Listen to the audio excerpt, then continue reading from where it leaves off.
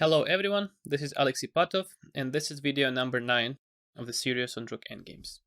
In this video I'm going to talk about the Vancura position. You can see the Vancura position on your screens. This is a basic drawn position to remember. It's a very important position in Rook Endgames, and that's why I wanted to show it separately. White cannot improve his position any further. The Rook is stuck on squares a7 and a8. If it leaves a7 or 8 square, then black will win the pawn. Also, if the white king makes contact with the pawn by playing king b5, then it will be thrown back by check. So king b5, rook f5, check. And black's rook will come back to f6 after throwing the white king away from the pawn. Remember that if during the transfer of the rook the pawn is not attacked, even for only one move, the position is lost. For example, if king b5, rook f5 check, king b4 check, king b3, and now we play some other move. We play some rook f5. Now the pawn is not attacked, and white does have time to regroup his pieces. And now white can play some move like rook b8, for example. And after rook a5, white can protect the pawn by playing rook b6, and then king b4 comes. So the drawing setup here is to keep an eye on the a6 pawn with the rook. So the best square for the rook is on f6. And whenever the white king touches the pawn, we start checking. So let's try to see it. So white plays king b5, we play rook f5, check. White plays king b6. We check. White plays king b7. We still check, because if we do not check, then white threatens to liberate his rook from a8 and push the pawn.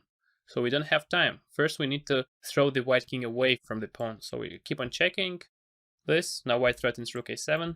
So we still need to check. King b7, check. King c6, check. King d7. We can still check. King e6. One more check. King e5.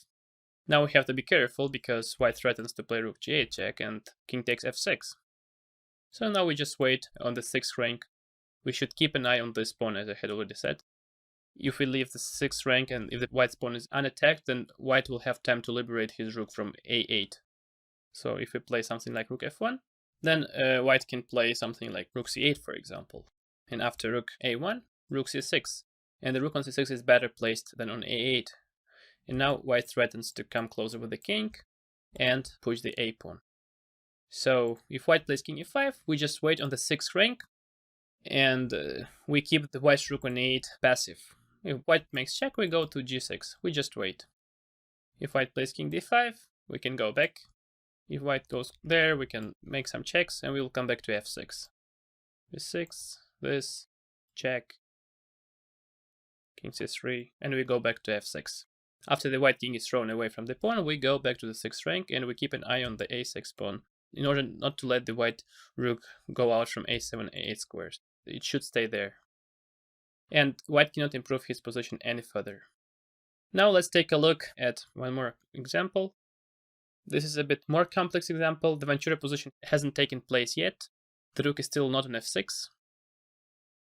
So how can we apply the Vancura position method here? We need to bring our rook to f6 in order to keep an eye on a6 pawn. And whenever the white king touches the a6 pawn, we start checking, we throw the white king away, and we come back to the 6th rank. It's vitally important to keep the white rook busy on a7, a8, and not to let it go out of the corner. So the correct move here is rook a5. We anticipate the white's king centralization towards the center. So whenever white plays king f3, we check. And after king f4, we get the Vancura position. So after king e5, we already know that we should stay on the 6th rank and keep the white rook passive on a8 and a7. So we put our rook along the 6th rank. Of course, not somewhere on f-file, because then white can activate the rook out of the corner. Alright, so the first move here is rook a5. We need to get our rook to the 6th rank, because this is the best possible location for the black rook in this position. Let's see what happens if black plays something like king f7. Also quite a natural idea. Black wants to come closer with the king and eliminate the pawn. It's possible, but it's not advised, because white can play king f3. And if black plays some move like king e7, then it's already too late and white wins by implementing the skewer method.